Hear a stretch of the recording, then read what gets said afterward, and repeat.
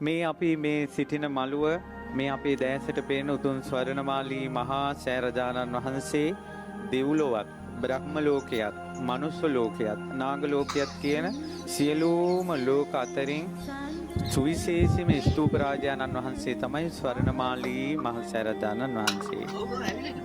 ඒකට හේතු කිහිපයක් තිබෙනවා.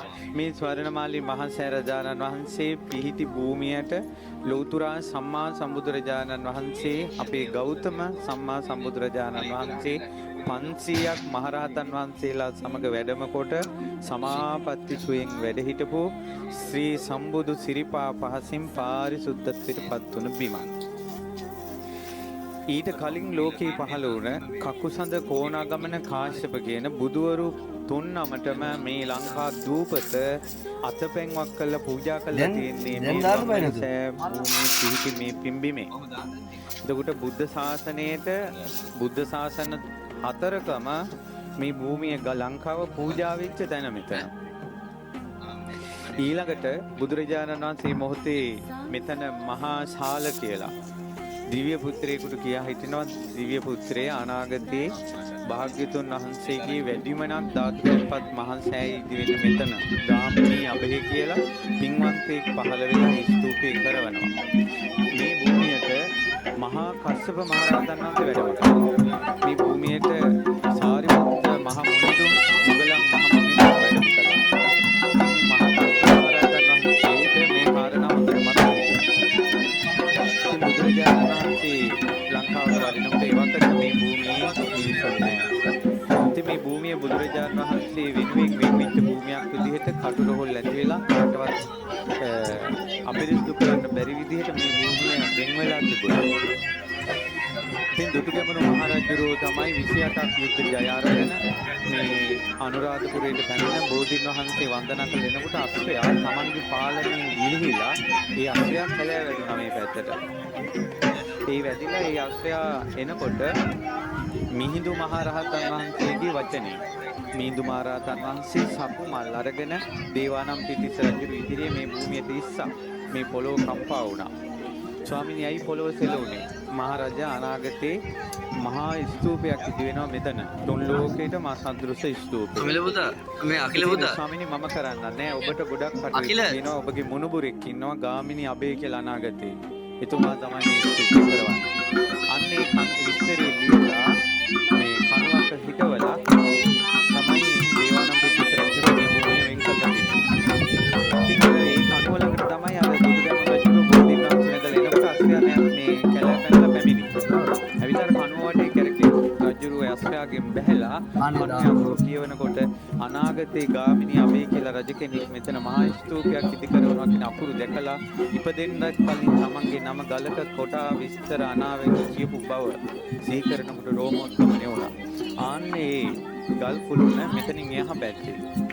මෙතනින් අර ආබාධිතයට යන්න එන්න පාලමක් තියෙනවා. ඒකෙන් එහා පැත්තේ අදටත් ඒ ගල් කුළුණ එළියේ හිටවලා තියෙනවා. දේවානම්පියතිස්ස රජුරෝ මැද හිටවලා තිබ්බ ගල් කණුව. ඊට පස්සේ ඒ ගල් කණුව අයින් කරවලා මේ භූමිය සමතලා කරලා දසමහ යෝධයන් මහා ඇතුන්ගෙන් මේ භූමිය හදලා ඒ රුවන්වැලි මහල් සෑය කරවපු විස්තර ඔබ අහලා ඇති. මේ රුවන්වැලි සෑය උසටම ගර්භයේ උසටම පොළොව ඇතුළටත් චෛත්‍යය දෙනවා. මොකද මේ පේසාවල් තුනේ උස පමණටම 9 ප්‍රමාණයක් පොළොව ඇතුළට ගිතා බැහැලා තියෙනවා. හේතුව ගෞතම බුද්ධ ශාසනයේ අසද්දෘස මහල් සෑය දඹදිවවත් නෑ මෙහෙම සෑයක්. දෙව්ලොවවත් නෑ බ්‍රහ්ම ලෝකේවත් නෑ. අසද්දෘස මහා සෑය සමාන වෙන්නේ නෑ. ඉතින් නාග ලෝකෙන් තමයි ධාතුන් වහන්සේලා වැඩමුවේ. ඒ ද්‍රෝණයක් ධාතුන් වහන්සේලා. ද්‍රෝණයක් කියලා කියන්නේ බුදුරජාණන් වහන්සේගේ සම්බුදු සිරුරේ සම්පූර්ණයෙන්ම තිබෙ ද්‍රෝණ අටේ. එක පංගුවක්ම මේ ස්වර්ණමාලී සෑරජුන් තුල වැඩ සිටිනවා. තුන් ලෝකේ කිසිම ස්තූපයක තරම් ධාතුන් වහන්සේලා වැඩ සිටින්නේ නැහැ. ඒ නිසා මේ උතුම් ස්වර්ණමාලී මහා සෑරජුන් ඊතරම් ආනුභාවයි. ඒ වගේ භූමියක තමයි අද ඔබ මේ පින්කම් කරන්නේ. ඊළඟට දුටුගැමුණු රජුරෝ මහරහතන් වහන්සේලාගේ අනුග්‍රහයෙන් මේ සෑය 3 වතාවක් රැඳකුණු කරලා ওই පේසා මල් වට්ටමේ උඩට නැගලා ධාතු ගර්භයට බැස්සා. දොරකින් නෙවෙයි ඇතුල් වෙන්න තියෙන උඩින් බහින්න තියෙන්නේ මේ සෑරජානන් වහන්සේගේ ධාතු ගර්භයට. එහෙම උඩින් බැහැලා ඇතුළේ තියෙනවා ගොඩාක් රන් රිදී මුතු මැණික් පාසාන වලින් බුදුරජාණන් වහන්සේගේ මුළු බුද්ධ ශාසනයම අඹලා තියෙනවා ඇතුළේ.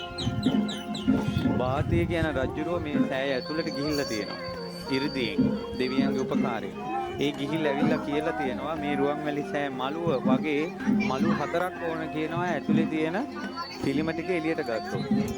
අසූරියන් ධාතු ගර්භයේ ඇතුළත බුද්ධ 이르දීන් බුදුරජාණන් වහන්සේගේ අධිෂ්ඨානයෙන් රහතන් වහන්සේලාගේ අධිෂ්ඨානයෙන් දෙවියන්ගේ දිව්‍ය 이르දීන් දුටුගැමුණු රජුරුවන්ගේ පුණ්‍ය 이르දීන් මේ මළුව වගේ 4 ගුණයක තියන්න ඕන පිළිම රියන් 80 ගර්භය තුල තියෙනවා. අන්න අසද්දෘසයි. එවැනි වූ සුවිසල් නිර්මාණයක් සහිත ධාතු ගර්භයක් තුන් ලෝකේ කොහේවත් නැහැ. ඒකයි රුවන්වැලි මහල්සෑය අසද්දෘසයි කියන්නේ. ඊළඟට රුවන්වැලි මහල්සෑය තව අසද්දෘස බවක් තියෙනවා. ඒ තමයි රුවන්වැලි සෑය මැද මැණික් වලින් බෝධීන් වහන්සේ මේ නිර්මාණය කරලා ඒ බෝධීන් වහන්සේගේ වටේ රත්තරණින් කරපු බුදු පිළිම 16ක් තියෙනවා. ඒ බුදු පිළිමයක් කෙලින්ම ඉස්සරහා සෑයේ මෙහෙම මැදින් කෙලින්ම පේසාවල් වලින් ඉස්සරහා අපි ඇවිදින මළුවේ සිරිපතුලක් තියලා තියෙනවා. උඩ සෑයේ වටේට සිරිපතුල් 16ක්. ඒ සිරිපතුල් 16 තියෙන්නේ ගර්භයේ ඇතුලේ පිළිම 16ක් තියෙනවා. කවුරු හරි සිරිපතුලට නල්ල තියලා දන ගහලා වඳිනකොට කෙලින්ම අර ප්‍රතිමා වහන්සේට තමයි වඳින්නේ. එතකොට අපේ මිනිස්සු ඒව දන්නේ නැතුව රුවන්වැලි සෑය වටේ තියෙන අර සිරිපතුල් වල අඩිය තියෙන ඔයාලා. ඒක හොඳ නෑ. සිරිපතුල කියන්නේ බුදුරජාණන් වහන්සේ සංකේතවත් කරන්නේ. රුවන්වැලි සෑය මළුවේ ඉස්සර සිරිපතුල් ගල් 16ක් තිබ්බා. පස්සේ අවස්ථා කීපයක එක ප්‍රතිසංස්කරණය වෙනකොට අර ගල් එහෙම ගිහිල්ලා තැන් වලට විසිරුණා. මේක ධම්ම ප්‍රදීපිකාව කියන පොතේ වෙනවම සටහන් කරලා තියෙනවා. ඒ සිරිපතුල් තියෙන රුවන්වැලි සෑය මළුවේ කියලා. පස්සේ මළුව සමතලා කරනකොට මේක කඩිමුඩියේ සිද්ධ වෙච්ච දේවල් අර කලින් මළුවට උඩින් සිරිපතුල තිබ්බා. දන ගහලා නල්ල තියලා වඳින්න. පස්සේ අර ගල් අතුරනකොට පොළොවේ මට්ටමටම සිරිපතුල ඇතුළට දැම්මා. ඒකට හොයාගන්න බැරුණා. ඒතර මිනිස්සු සිරිපතුල් ගල පාගගෙනත් යනවා. සමහර අය මේ තරුණ පරම්පරාවේ කොල්ල පිල්ලෝ ඒක දන්නේ නැති නිසා අර පතුල් දෙක උඩ යාලා හිටගෙන මේ චෛත්‍ය බලනවා. ඒක සම්පූර්ණ වැරදි. කියන්න කියොත් කී දෙනෙකුට කියන්නද? ඒ නිසා මොනවා කරන්නද? ඒ නිසා ඉතින් අපිත් වෙලාවකට අපිටත් හොඳ නැතුව ඇති දැක්කේ නෑ වගේ යනවා ඉතින්. නමුත් දන්න අය දැනුවත් කරන්න රුවන්වැලි මහල්සෑය මළුවේ සිරිපතුල් දිනේ පාගන්න නෙවෙයි ධාතු ගර්භේ නිර්මාණය කරනකොට ප්‍රතිමා 16ක් සෑය ඇතුලේ තියෙනවා.